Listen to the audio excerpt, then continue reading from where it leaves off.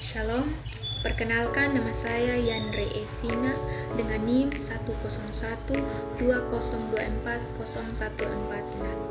kelas E semester 2. Saya kelompok 3 dengan materi teori belajar kognitif. Yang pertama, pengertian teori belajar kognitif. Teori belajar kognitif adalah sebuah metode belajar yang melibatkan proses mental seperti berpikir, memori, dan pemecahan masalah yang perlu dieksplorasikan.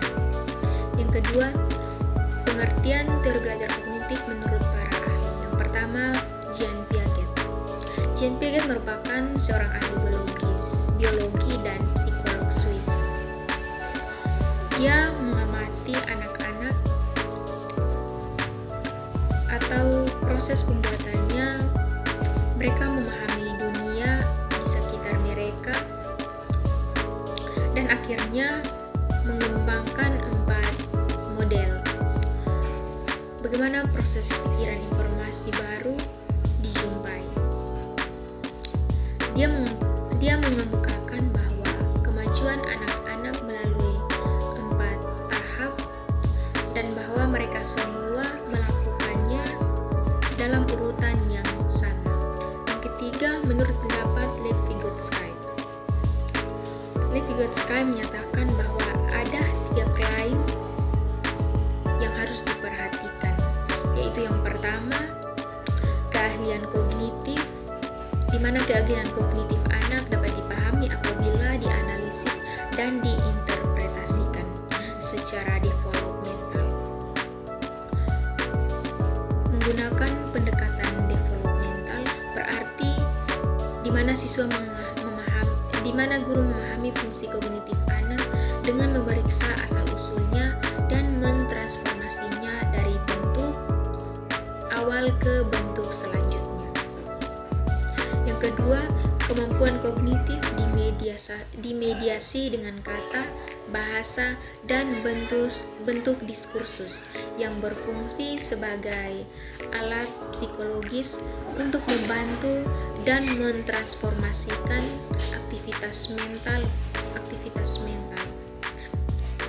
Vygotsky menyatakan bahwa untuk memahami fungsi kognitif, kita harus memeriksa alat yang memperantarai dan membentuknya, seperti bahasa, di mana bahasa merupakan alat yang paling penting. Yang berikut, kemampuan kognitif berasal dari relasi sosial dan dipengaruhi oleh latar belakang sosial kultural. Artinya adalah kemampuan kognitif seseorang berasal dari hubungan sosial dan kultur. Perkembangan anak tidak bisa dilepaskan dari kegiatan. Berikut pandangan teori kognitif mengenai belajar. Teori belajar kognitif menjelaskan belajar dengan berfokus pada perubahan-perubahan proses mental internal yang digunakan dalam upaya memahami dunia eksternal. Proses tersebut digunakan mulai dari mempelajari tugas-tugas sederhana hingga yang kompleks. Dalam perspektif kognitif, belajar adalah perubahan dalam struktur mental. Berikut kelebihan teori belajar kognitif. Yang pertama, menjadikan siswa lebih kreatif dan mandiri serta membantu siswa memahami bahan belajar secara lebih mudah. Yang kedua, sebagian besar dalam kurikulum pendidikan negara Indonesia lebih menekankan pada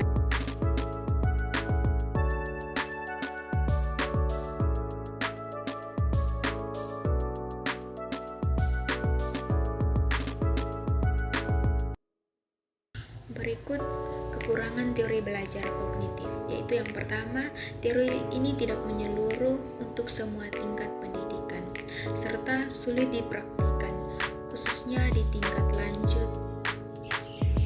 Beberapa prinsip seperti inteligensi sulit dipahami dan pemahaman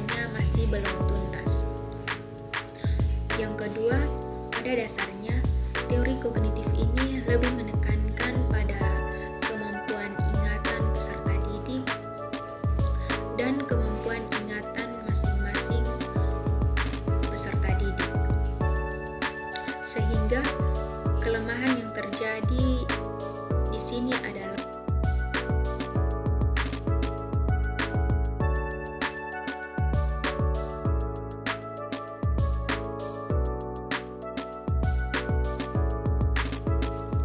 berikut implikasi dalam pembelajaran PAK.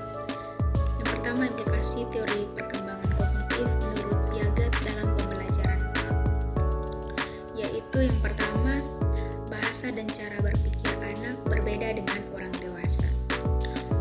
Oleh karena itu, guru mengajar dengan menggunakan bahasa Indonesia yang baku dan yang sesuai dengan cara berpikir anak. Yang kedua, anak-anak akan belajar lebih baik apabila dapat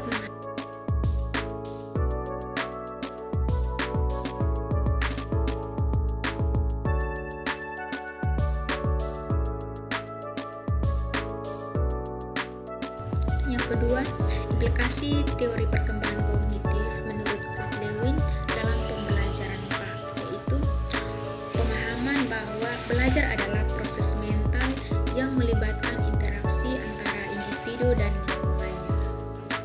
Yang pertama, guru harus memahami bahwa siswa bukan sebagai orang dewasa yang mudah dalam proses berpikirnya. Kedua, pembelajaran berbasis pemahaman dan instik atau gestalt. Yang ketiga, pembelajaran yang melibatkan interaksi antara individu dan lingkungannya.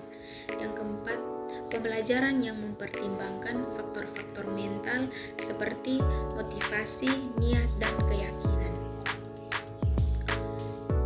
Yang ketiga, implikasi teori perkembangan kognitif menurut Lev Vygotsky dalam pembelajaran PAK, yaitu yang pertama, menggunakan zone of proximal development. Mengajar harus dimulai pada batas atas zona di mana murid mampu mencapai tujuan dengan kerjasama yang erat dari guru. Yang kedua, gunakan teknik scaffolding di mana cari kesempatan untuk menggunakan teknik ini ketika murid membutuhkan bantuan untuk aktivitas yang merupakan inisiatifnya sendiri. Yang ketiga, menggunakan kawan sesama murid yang lebih ahli sebagai guru. Vygotsky mengatakan bahwa murid juga bisa mendapat manfaat dari bantuan dan petunjuk temannya yang lebih ahli. Yang keempat, mendorong pembelajaran kolaboratif dan sadari bahwa pembelajaran melibatkan suatu komunitas orang yang belajar. Yang kelima,